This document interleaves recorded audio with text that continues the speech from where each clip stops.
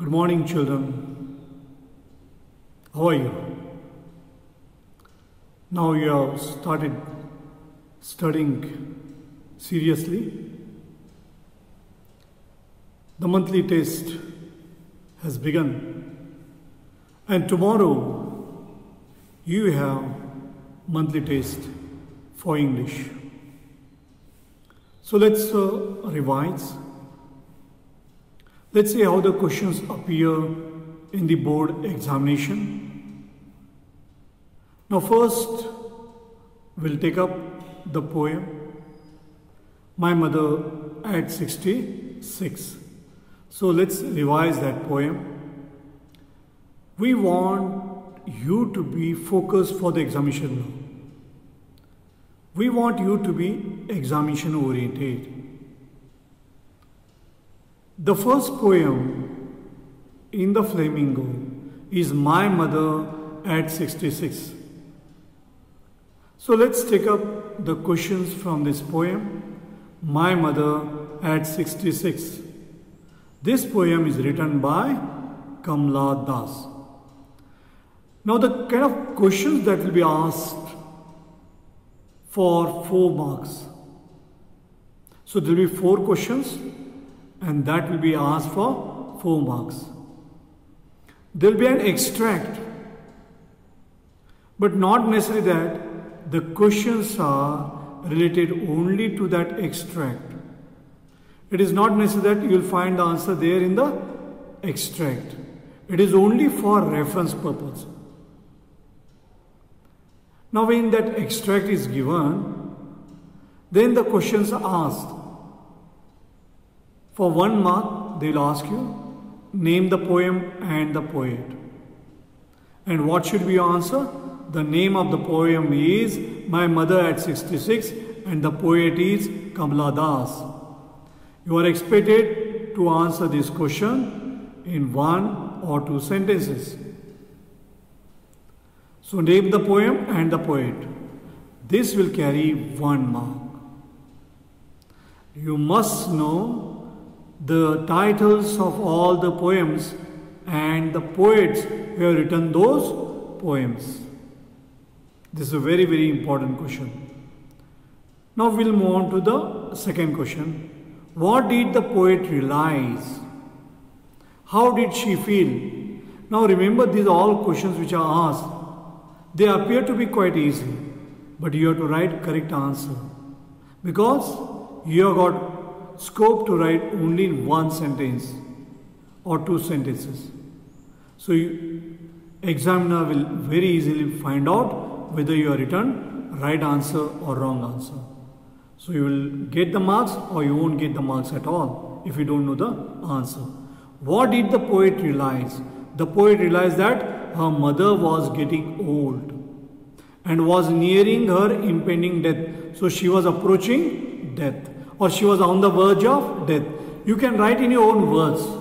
It's not necessary that you have to use those words which have been given in the extract. You can write in your own words. Absolutely no problem. She was on the verge of death. She was nearing her impending death. Now how did she feel? She felt afraid of losing her mother. She was afraid that she might lose her mother. That is enough. The same fear which she used to face in her childhood. See, childhood fear, quite often they have asked this question. What was her childhood fear? Her childhood fear was loss of her mother. Now we will move on to the next question. What did she do then? The poet at once turned her face away from the harsh reality and looked out of the window to divert her mind. What does she do? She looks outside. She wants to forget that she is going to lose her mother, that her mother is going to die. Her mother is going to die. What did she notice in the world outside? The poet saw green trees sprinting by. She also saw a group of children who were exuberant, enthusiastic, and were merely coming out of their house. And they were all moving out of their houses. Very happily they were moving out of their houses. What did she see? She saw green trees sprinting and she saw merry children spilling out of their houses. That's enough. So you are expected to write in 1 or 2 sentences. If you write in 1 sentence also, you will get full marks for these questions. But you must write correct answer. Okay, we'll move on to the other type of questions now. Now these are the questions which will carry 3 marks. So we'll go to the first question. Where was the poet going and who was with her? The poet was driving from her parents' home to the Cochin airport. Now we call now Kochi, but earlier the name was Cochin. The poet's mother had come to see her off. Come, C-O-M-E. She was sitting beside her, way inside the car. She was dozing with her mouth open. The words driving and doze provide a contrast between images of dynamic activity and static passivity respectively. So you have to write in 3 to 4 sentences. You are expected to write in 30 words here. So maybe 4 or 5 sentences you can write answer for this question. Now what was the poet's childhood fear? Very important question, because this question has appeared many times. What was the poet's childhood fear? The child is always in fear of being separated from his parents. In the same way, the poet's fear as a child was that of losing a mother or a company. So the fear was that she would lose her mother. Her mother was on the verge of death. Her face had turned pale. So you can go on writing about that, and at last you can point out that childhood fear was loss of her mother and separation. Now let's go to the question number 3. Why has the poet brought in the image of the merry children spilling out of their homes? The poet has brought in the image of merry children spilling out of their homes to present a contrast. The merry children, happy children coming out of their homes in large numbers present an image of happiness and spontaneous overflow of life. But here she has become very sad because she knows that mother is going to die.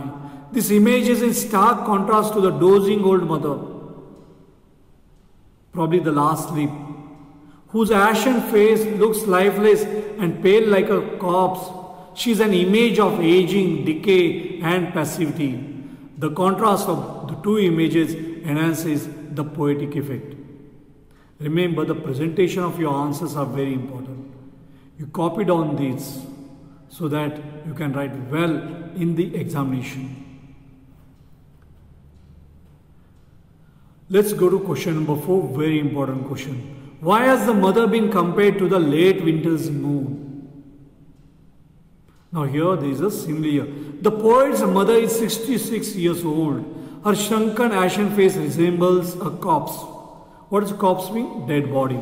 She has lost her shine and strength of youth. Similarly, the late winter's moon looks hazy and obscure. It's quite dull, late winter's moon. It lacks shine and strength. The comparison is quite natural and appropriate. The simile used here is apt as well as effective. So this question is also a very important question. Question number 5. What do the parting words of the poet and a smile signify? The poet's parting words of assurance. See you, Amma. So those are the parting words of assurance. And her smiles provide a stark contrast to the old familiar ache. And what is the old familiar ache? Loss of her mother and separation, or fear of the childhood. And what is childhood fear? Loss of mother.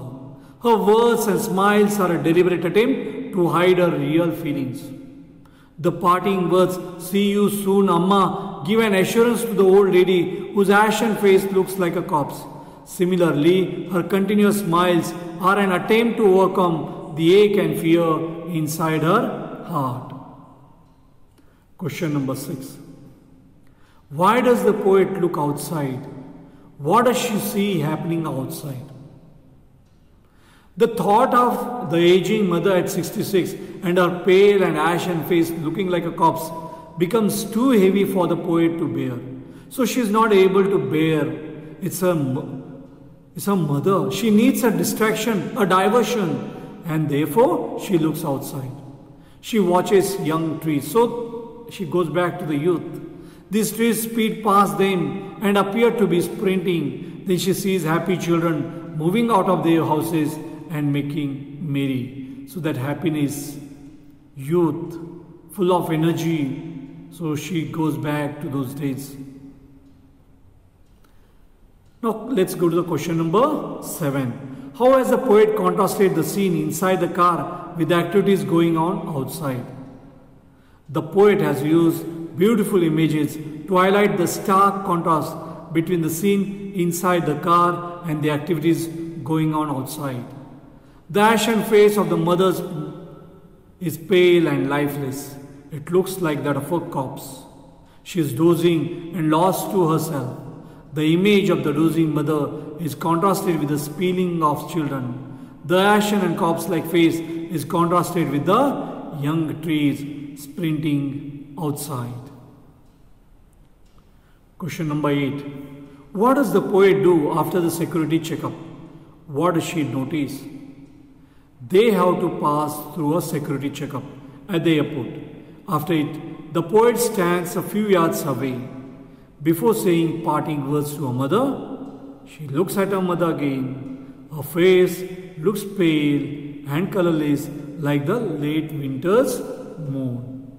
She presents a picture of aging and decay.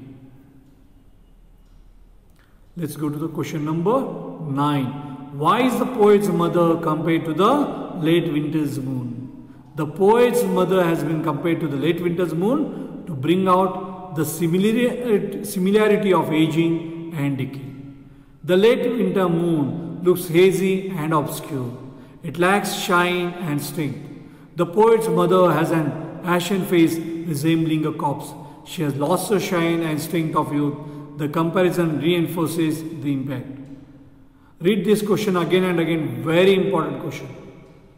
Again we are repeating this question so that you should remember this question. Why is the poet's familiar ache and why does it return? The poet is pained at the aging and decaying for her mother. The fear is that with aging comes decay and death. The sight of her old mother's ashen and corpse-like face arouses that old familiar ache in her heart. Her childhood fear returns. She is also pained and frightened by the idea that she may have to face all these things herself. Now here, remember, whenever these kind of questions are asked, you should write 4 to 5 sentences. Your answer should be in 30 to 50 words. Don't write only one sentence and leave it, because these questions are very important questions. Now, we are going to move on to the chapter, the last lesson. Remember, this chapter is very important because the importance of one's mother tongue and how the language is related to one's culture, how it is key to freedom. This is what this lesson teaches us. So let's see the important questions on this particular chapter. Question number 1. What tempted Franz to stay away from school?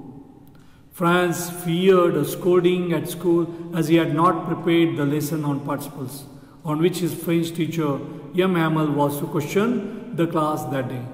Besides the warm and bright weather, the chirping of birds and the watching the drill of Persian soldiers also tempted Franz to stay away from school. Let's go to question number 2.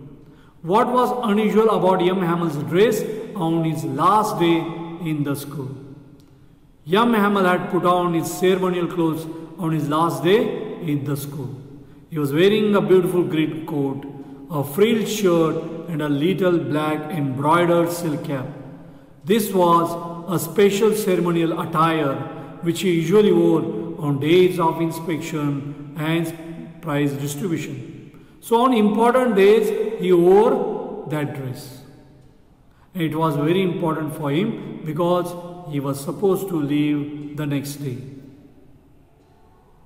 Question number 3. Why is the order from Berlin called a thunderclap by France? What a thunderclap these words were to me. What were the words that shocked and surprised the narrator? Jan Hamel told his students that it was their last French lesson.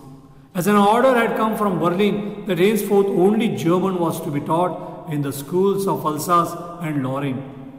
The announcement seemed to be a thunderclap to France.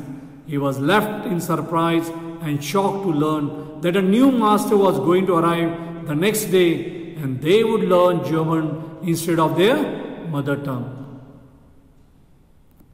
Let's go to question number 4. Who were sitting on the back benches during Jan Hamel's last lesson? Why?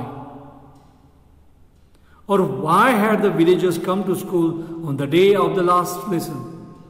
Why were the elders of the village sitting in the classroom? So here the questions are asked in different ways. But the answer is same. Some of the elderly people from the village were sitting on the back benches during Jan Hamel's last lesson. The villagers had come there to attend his last lesson as it was their way of paying respect to the master who had given 40 years of faithful service to the school. Question number 5. Why does Jan Hamel reproach himself for his students' unsatisfactory progress in studies? So he blames. Jan Hamel had been rather irregular as a teacher. He took leave whenever he wanted to. Besides, he had often sent the students to water his plants and whenever he wanted to go fishing. He just gave them a holiday. So he reproaches himself for his students' unsatisfactory progress in studies. So he had applied leave also. So he talks about all that. That it's not that only you are to be blamed, I am also to be blamed. Like that he takes the blame to himself also. So this question is dealing with that. Question number 6. What shows Jan Hamel's love for the French language? What did Jan Hamel tell them about the French language? What did he ask them to do and why?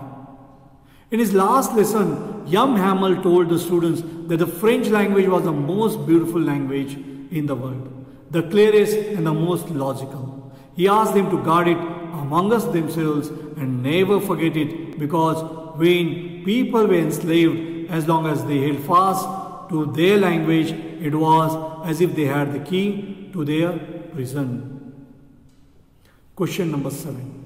What words did Jan Hamel write on the blackboard before dismissing the last class? What did they mean? Before dismissing the last class, Jan Hamel turned to the blackboard and wrote the phrase Viva la France. As large as he could, these words meant Long live France, and spoke of Jan Hamel's great love for his country and his deep sense of patriotism. Question number 8. What made Jan Hamel cry towards the end of his last class? Jan Hamel had taught French at the school for the last 40 years. He was emotionally attached to the school and everything in and about it. He was really heartbroken to leave it all. Besides, his own predicament reminded him that his country would soon lose its independence. All this made him cry towards the end of his last lesson. We have seen so far 8 lessons. We have seen so far 8 questions. And remember, here in the case of all these questions, you have to write at least 4 to 5 sentences. And you must have realized that this lesson is very important because almost every year the questions have appeared on this particular lesson. So therefore, prepare well for this lesson. Thank you. Goodbye.